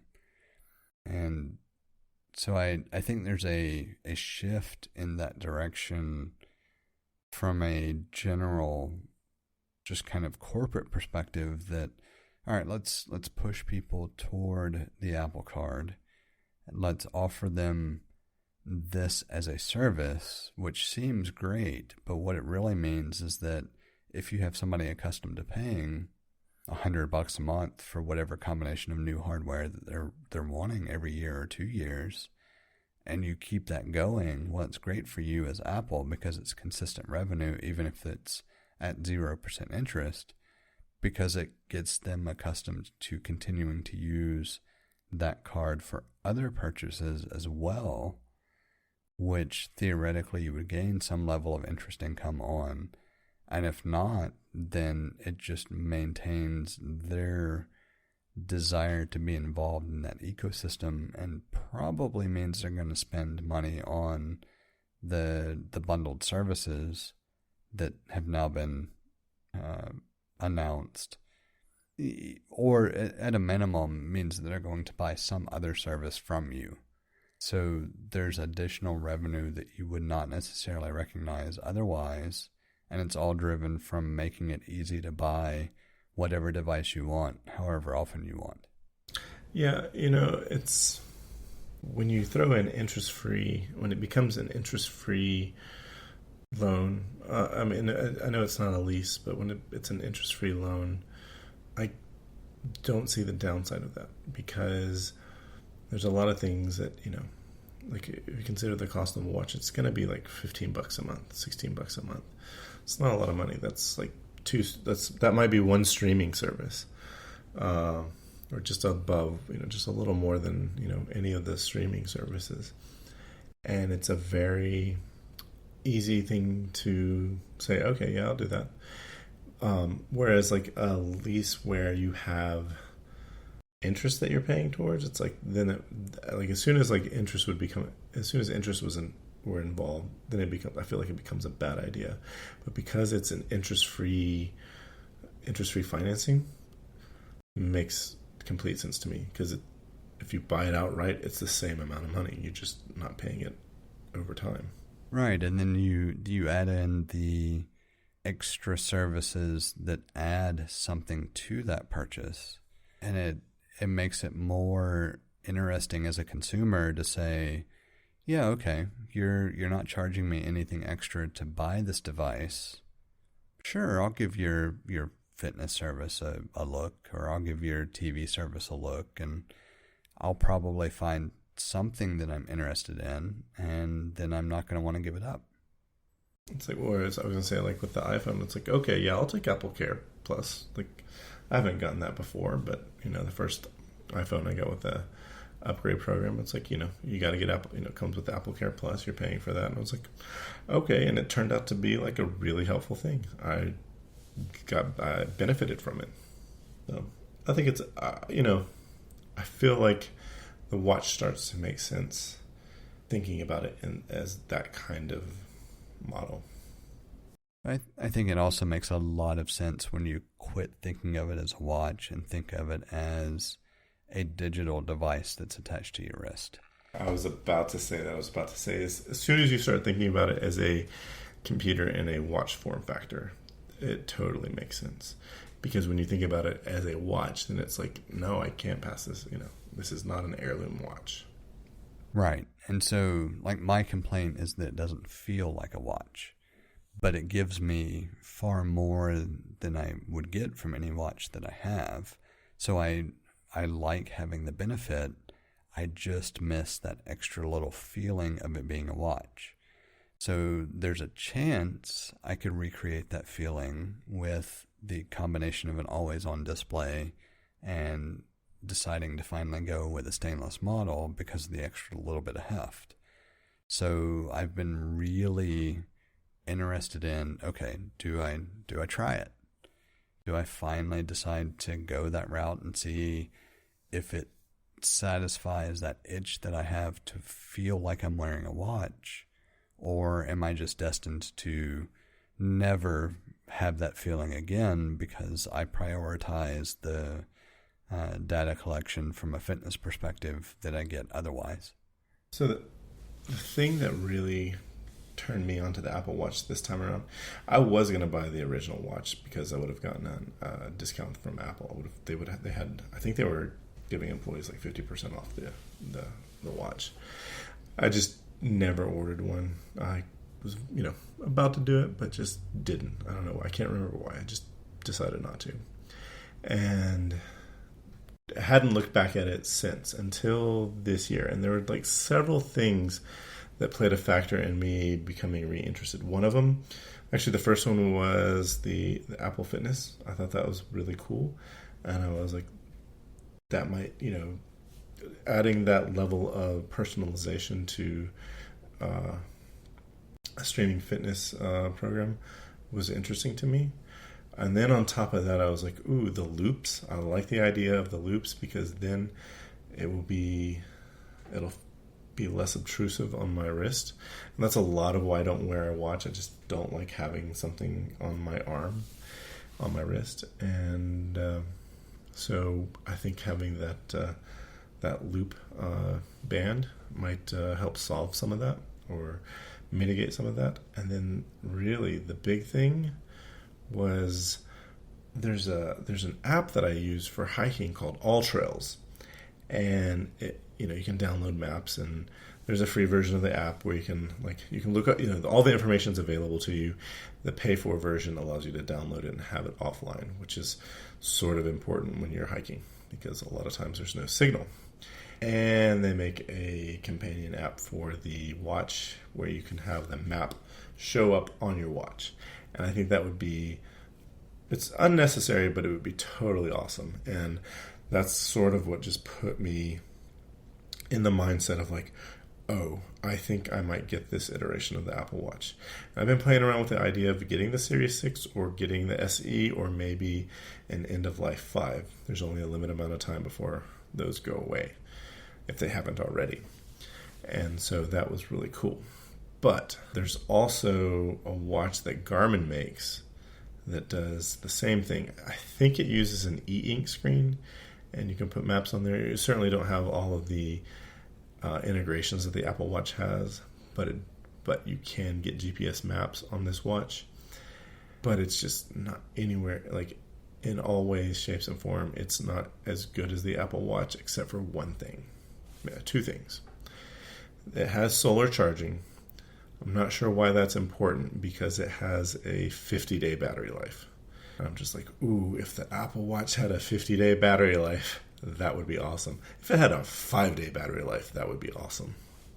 Yeah, it's one thing that is still I'm not going to say it's a sore point, because at this point, like even in my normal watch wearing days, I would take my watch off at night. So to me, with the Apple Watch, it's just, all right, when I go to bed, I take the watch off, put it on its charger, and I put it on in the morning. Once they introduced sleep tracking, that became more of a question mark, because it's like, I kind of would like to know some of those data points, but I don't want to know them enough to sacrifice the routine of easily being able to put the watch on the charger when I go to bed and just pick it up in the morning. So longer battery life would certainly be welcome. It's more that I've never had that data. I've always taken my watch off at night. Like at this point, I don't feel like I'm losing anything necessarily. I'm just not gaining that added benefit of any level of sleep tracking that I could get with the current iterations of the watch. And I'm okay with that, I guess, is part of why it hasn't been a big issue. But I do recognize that I would kind of like to have that data as well, since there's a definite correlation between when I feel rested and when I can make myself go straight into a workout versus when I don't feel rested and when I have to force myself to get into the mindset to go, all right, let's just get the workout done. And I'm going to suffer a little bit, but I'm going to get it done anyway. But that also hasn't really been at the forefront of my mind prior to the current 6 months. Yeah, that would be really good information to have to see what correlates with good sleep and bad sleep. That way you can make modifications and hopefully end up with better sleep more often. I can't imagine wearing a watch to bed for two reasons. It's a thing that's on me, and I'm sure you could get used to that. I know that when I was a little kid, I wore a watch to bed because the watch was just so cool. It's a calculator watch. But I would actually have like a fear of it's probably as many fears are, an unreasonable fear that I would fling my arm over the side of the bed and break the watch. Like that would be the main reason I wouldn't wear one to sleep. I will point out that if you're concerned about that, I would be surprised you haven't broken your wrist already in the middle of. I definitely said it's an unreasonable fear. And, and it could be something where it's, maybe like a more reasonable fear is like, I kind of move funny and maybe like one time out of like 100 nights of sleep, I move that wrist up against the headboard and, put a little scratch in it. It would have plenty of scratches for other reasons, but I'm just like, nope, I'm gonna fling my arm around in my sleep, and I'm gonna hit somebody in the head, or I'm gonna break the watch. I will say it's also kind of funny that part of why I've been considering upgrading, I have no clue how it happened. The Series 4 is the first watch that I've been able to have a noticeable gouge in the face. Like my original watch looks pristine, and it's not like I'm any more or less careful with this watch than I have been with any other watch I've ever owned. But somehow I do have a gouge that has bugged me for at least a year now. And part of it is also compelling just to get rid of that gouge. It's a thing that happens, and I went like 8 years and didn't break an iPhone. I don't use a case. Never used it. I briefly used a case with my first iPhone, but then I took it off. I used the bumper for a week with the iPhone 4 and took it off. And I went years without breaking an iPhone. And all of a sudden, I get an iPhone 7, the Apple upgrade program with Apple Care Plus. I broke it twice. I broke my iPhone 10 once. And I dropped an iPhone 11 at the bottom of the Coosa River. And it's like, all of a sudden, I'm breaking and losing phones. And it's just like, I don't know how, it correlates with my life becoming more active. Now that I don't have now that it's been 5 years since I've worked in a retail setting, it's very soon after leaving Apple that I started breaking iPhones. So, point is, you got a gouge on this watch, you're going to start breaking watches. Probably, but I still... I remember the iPhone 4, when I got it, I dropped it down a set of 3 concrete steps. And there was a minuscule chip on one little corner. And I had it until I replaced it. Like, it didn't bother me. It was not a big deal. I never noticed it unless I was really examining the phone. It held up well. It just wasn't a problem. I think it was the 10 that I pulled out of my pocket in the driveway and dropped it, and the back shattered, and I actually had to have an appointment to have it swapped. And of course I had Apple Care Plus at that point because I was on the upgrade program as well. So it wasn't a big deal. It was more the hassle of having to go do it. But those have been the only 2 that I can recall that I have damaged enough to even notice, much less have to have any kind of service. The only time I've used a case, when we made our European trip last year, I did put it in a case because it was more a matter of, we have a compressed timetable. If I do drop it, I'm just hoping that it doesn't break enough that I have to then try to track down a store while I'm overseas, and just make sure I can get back to the States and not deal with it. So I did put a leather case on it for that trip, but it was very much a pre-thought, let me do at least a little bit to protect it because we're only there for 8 days, and I don't want to lose time because I broke a phone. No, that would be awful. I have experienced the loss of a phone on vacation. It is not good. And I will say I got really lucky, but because I was able to recover the phone, it was only out of my possession for 30 minutes or so. But it was at the beginning of the vacation. It just seemed like in retrospect, if I had not had my phone on the vacation, it would have been a lot harder to do the things that we did, because in a foreign country, it's like, Becca was driving and I'm like looking up things on my phone, and if I had to look things up on her phone, she would have killed me because she has an Android phone and I do not know how to navigate. Like, I've tried. I do not enjoy navigating Android. Every few years I pick up an Android phone, something that's current. It doesn't have to be top of the line, but something that is at least, it was released within the past year. just to try and just to see if it feels like something I can move to, not because I would, but more it's that side of me that likes to know that what I'm comparing to is accurate and not, a dozen years removed.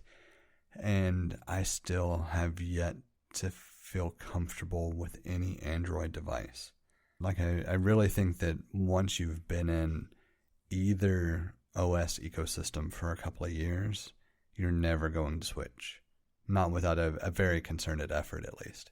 I agree, because after excuse me, after I lost my phone and was waiting at the airport, trying desperately to get the phone back, talking to the Delta employees and saying, like, just in conversation, saying to Becca, like, I mean, it's kind of a pity because that phone isn't going to be useful to anybody, because it's I was signed in with my Apple ID. You can't erase it. You can't do anything without my password, and Apple won't let you do anything with it. So it's basically going to be a brick, which I think is what got my phone back to me. They overheard me, and there was chatter, they were speaking on the radio, and then somebody brought my phone to me. After seeing that, she was like, ooh, I really like how much security that you have with that. And, like, there's no way anyone's going to get the stuff that's on there. And on top of that, she has a MacBook Air, and she enjoys the security she has on there. And she's been considering jumping ship. I have concerns about it because of the way she has a Pixel 2 and the way she uses the phone and how much she talks to the phone, how much she does with voice to text and with talking to Google. I think that's probably a better interface because it's so fucking hard to use Android. You got to speak to it. So I'm just, I have real concerns because, like, as much as I would love to be able to send iMessages back and forth, because, oh my God, SMS is not fun. It's worth it. She's totally worth SMS thread, but really would love to have an iMessage thread there. I'm afraid she'll hate the phone because Siri is so fucking bad. It's definitely a legitimate concern. Like, you will not find me attempting to defend Siri in any way, shape, fashion, or form. I am one of those who famously will launch into a rant against Siri, letting it record every conceivable cuss word I can throw at it. Yes. Especially on the Apple TV. I will say that it feels like the newest iteration of OS's has improved its ability to understand me, although the actual sample size of that is limited because I don't trust it enough still to try it. But like tvOS is where I noticed it. When I do use the search, the dictation type of search, I have been recognized far more. I have not had a misrecognition since updating tvOS to the newest release, whereas I was never understood appropriately on the previous iteration. Granted, it's a very small subset. Again, I've only used voice search a couple of times, but it is something that I noticed. Like, it was different enough to pay attention to.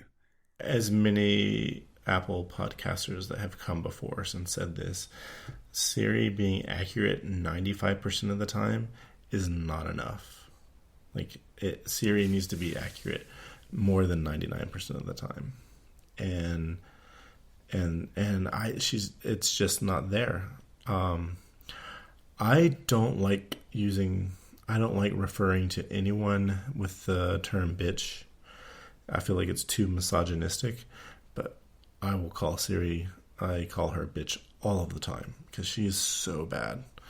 And I feel kind of bad. I feel kind of misogynistic saying that now because I'm referring to her as a woman because she has a female voice. But it really upsets me. It's like I feel I'm limited to using Siri to start timers and maybe start an alarm, like a I want to wake up at 7 a.m. alarm. But every once in a while she gets the timers wrong. For some reason, she can't get a 50-minute timer. For some reason, 50 sounds like 15, and it drives me crazy. I remember, I think it was 2 years ago, hearing John Gruber talk about how much better Siri got.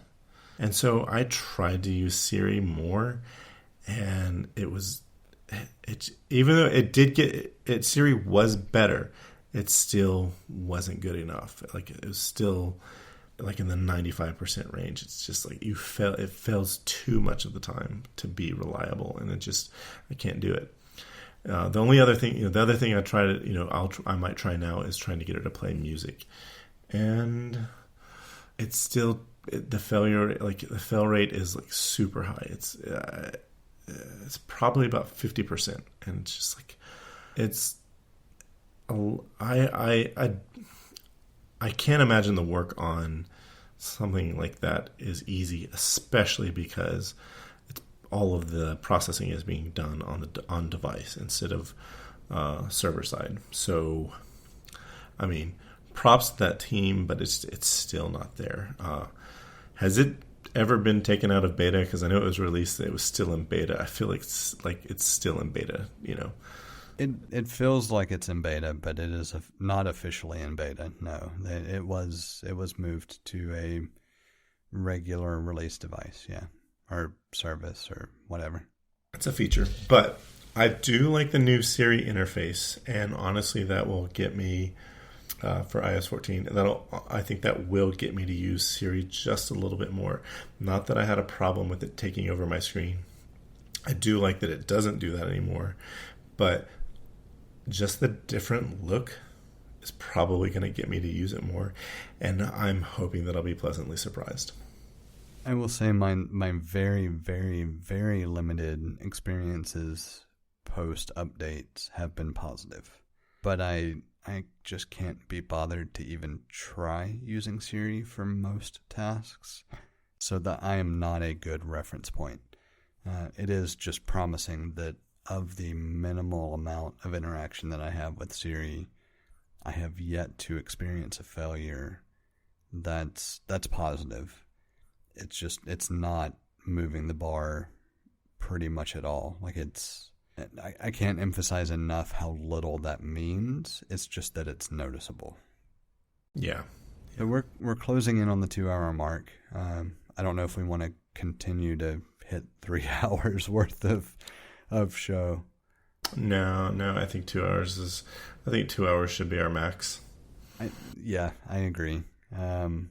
I feel pretty tired this evening, and this feels like a pretty good stopping point.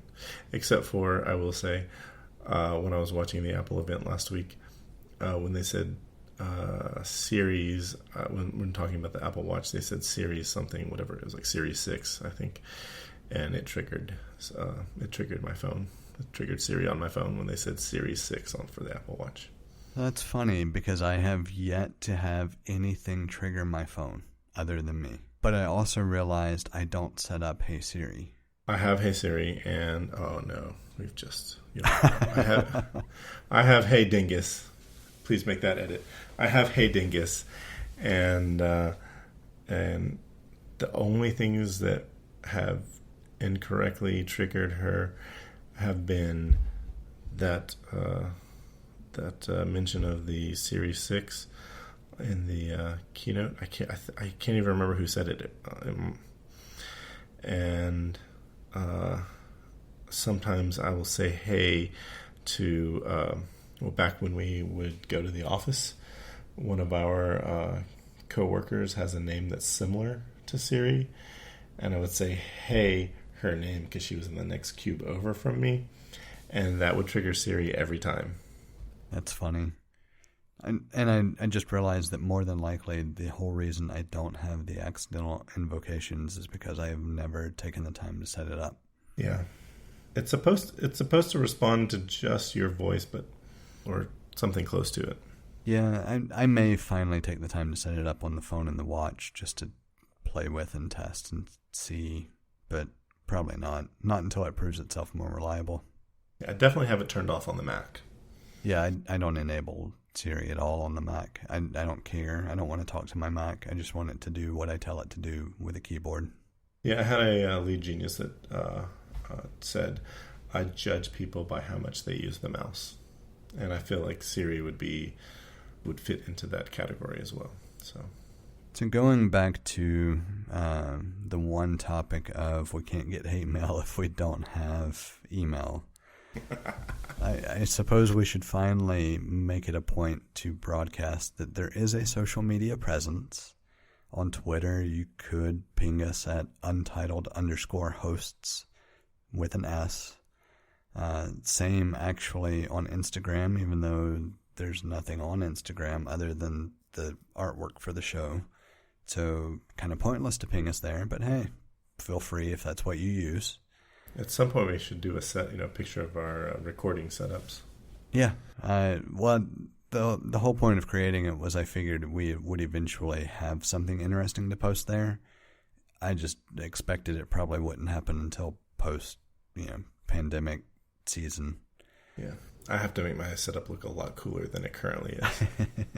I am trying a new set of headphones tonight because I realized that the ones I was using were not comfortable once you hit about the hour and a half mark. And I could hear myself readjusting them even though I was able to cut that out of the audio. It bothered me that it was there.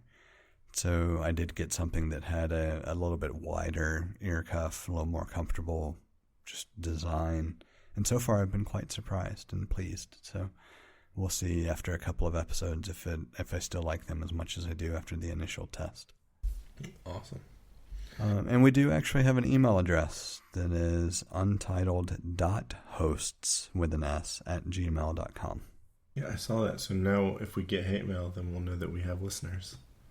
I wish, for those people that have taken the time to pay attention, I'm hosting it on my account with Squarespace. So jthart.com I noticed shows up in Overcast, which is fine.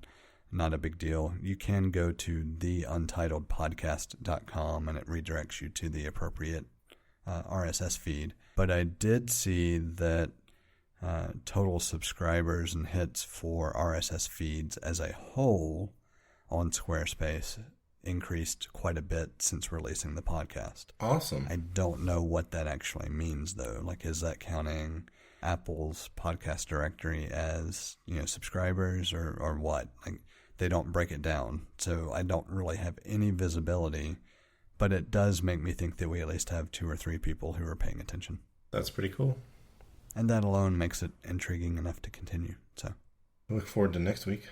Yeah, I think we had one topic that I added to the show notes that is just completely random. I'm going to move it to next week. I think we should talk about it just for the sake of talking about something that nobody will see coming. Yeah, I actually I see it in the notes now. I got to read this article because I'm curious about it. That'll be the teaser. Yeah, definitely. Well, have a good night. You as well.